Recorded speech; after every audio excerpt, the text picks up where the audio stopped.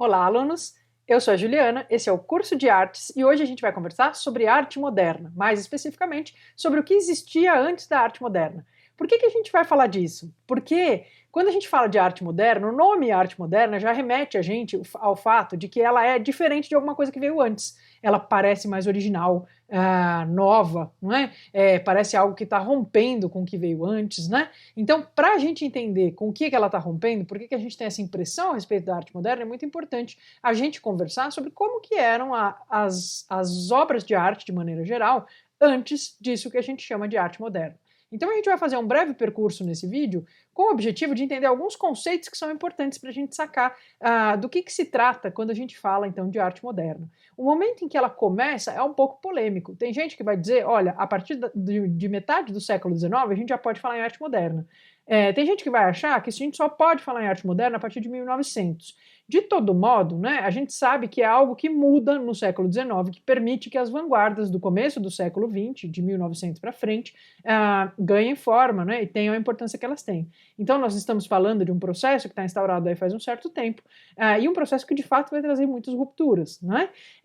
E algumas dessas rupturas, então, são intensas e são com uma tradição que realmente está assentada no mundo herdeiro aí da tradição greco-romana por muito tempo, né? Então, a gente discute, quando a gente vai falar, não é, desses antecedentes e conversar um pouco sobre a importância, principalmente desse conceito aqui, que é a mimesis, né?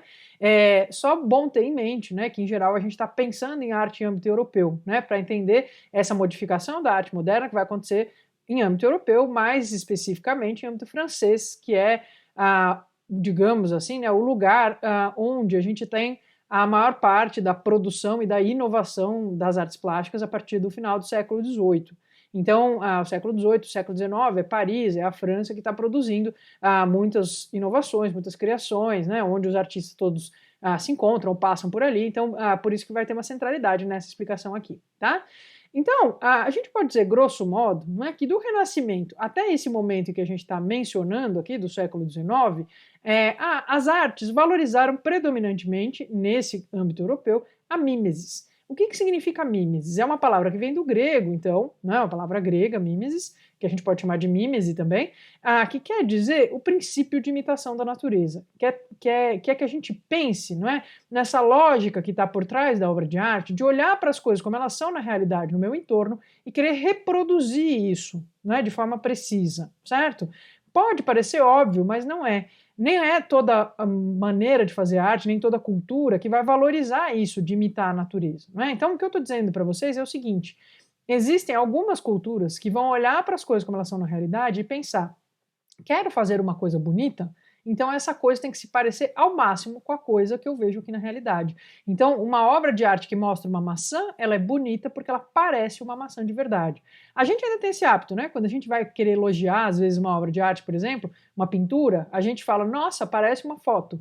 Quando a gente diz que parece uma foto, a gente está querendo dizer que, meu Deus, ficou muito parecido com a realidade. E isso é um grande elogio. Né? É um grande elogio porque quer dizer que esse artista conseguiu imitar a natureza. Toda vez que a gente elogia uma obra de arte desse jeito, a gente está valorizando justamente a mimese, justamente essa lógica, não é, que vai entender que a obra de arte é mais interessante, é mais importante, é mais sofisticada ou mais bela, quanto mais ela se parece com a realidade. Tá certo? Então isso começa na Grécia Antiga, né? E a gente vai dar uma olhada agora em algumas imagens para ver qual que é esse processo. Não é porque começa na Grécia Antiga, né, lá para 500, 400 a.C., que isso vai se manter sem nenhuma mudança ali nesse âmbito mediterrâneo, depois europeu, né? Então a gente vai ter modificações nisso com o tempo, vão ter períodos inteiros que não vão dar muita bola para essa coisa de imitar as coisas como eu estou vendo elas, né? Então a gente vai observar isso para chegar no terceiro e último ponto do nosso vídeo, que são as academias de belas artes. Então, eu mostro para vocês aqui, não é, uma escultura de um casal de rei e rainha egípcios, né, feita ali por volta, né, de 2490 e 2472, que mostra então essas duas figuras em posição frontal, né, no tipo de posicionamento que a escultura egípcia costuma ter mesmo, né? E, embora seja uma escultura que eu consiga perfeitamente distinguir que se tratam de duas pessoas, né? E até se eu conhecer um pouquinho os códigos, as roupas, eu percebo que são pessoas importantes, né? A gente observa que a preocupação em fazer esse corpo parecer exatamente com um corpo humano e com um rosto humano é uma preocupação moderada, digamos assim. Não é a coisa mais central para eles aqui.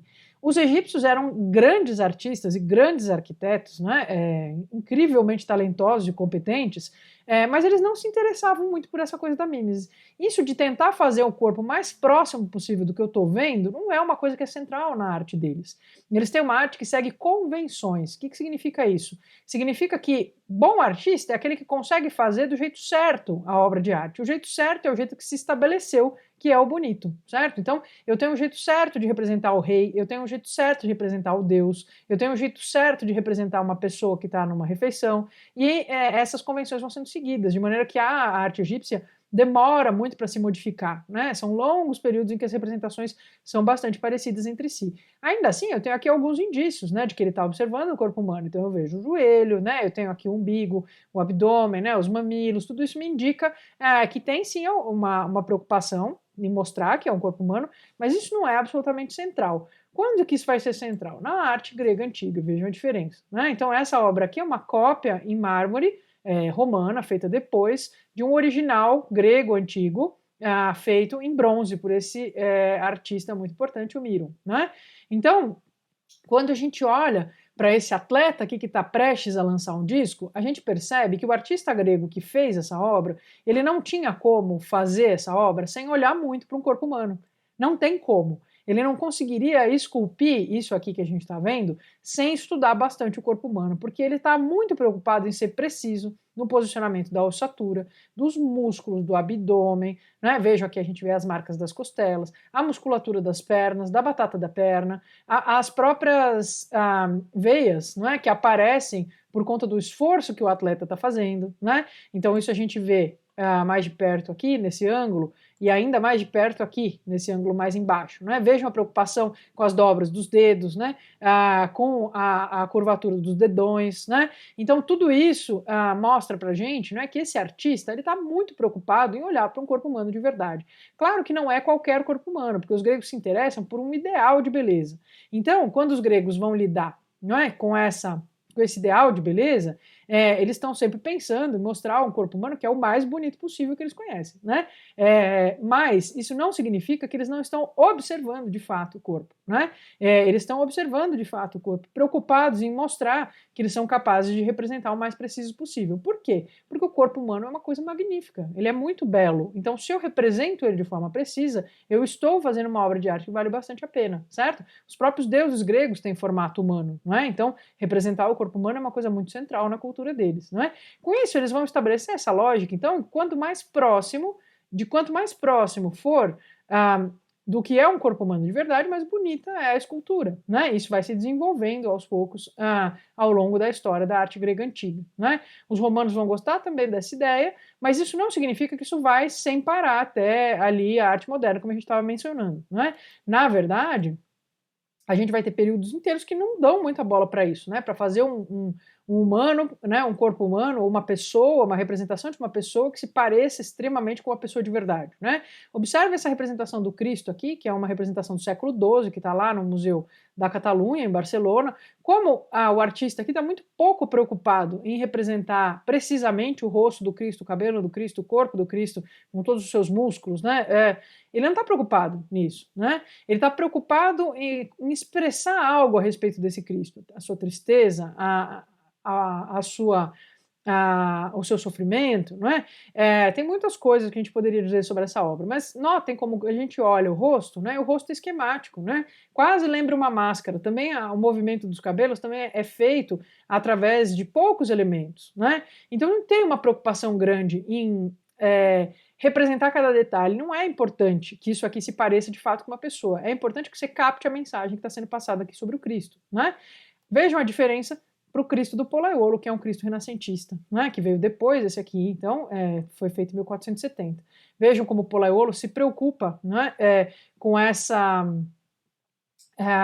precisão anatômica, mesmo com a tensão desse corpo que está preso na cruz, né? Sofrendo, certo? Então, é uma modificação importante. Muito bem. Isso colocado, gente, então a partir do Renascimento isso vai se desenvolver, e quando a gente chega lá para 1700 e alguma coisa, a gente tem a formação das academias de belas artes.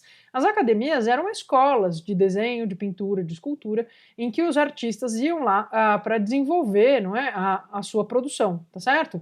Então eles aprendiam com os mestres, né, e se desenvolviam ali dentro também ensinavam, né? Essas academias elas vão se tornando cada vez mais importantes, né, de maneira que depois elas vão ser incorporadas pelos governos, né, de maneira que na França ela vai ser o lugar em que você vai para se formar. A formação artística vai acabar sendo centralizada nesses espaços, e também por conta disso, né, por conta de todo mundo passar por ali, todo mundo que importa, todos os artistas importantes passam pela mesma escola, pelos mesmos ambientes, também vão ser os lugares, então, que a gente vai ter uma centralização da discussão sobre o que é bonito, o que é interessante, o que é elevado, o que é sofisticado, o que é um pintor bom, o que é um pintor ruim, o que é um escultor bom, um escultor ruim. Então elas acabam sendo esses espaços em que essas coisas vão ser definidas, né?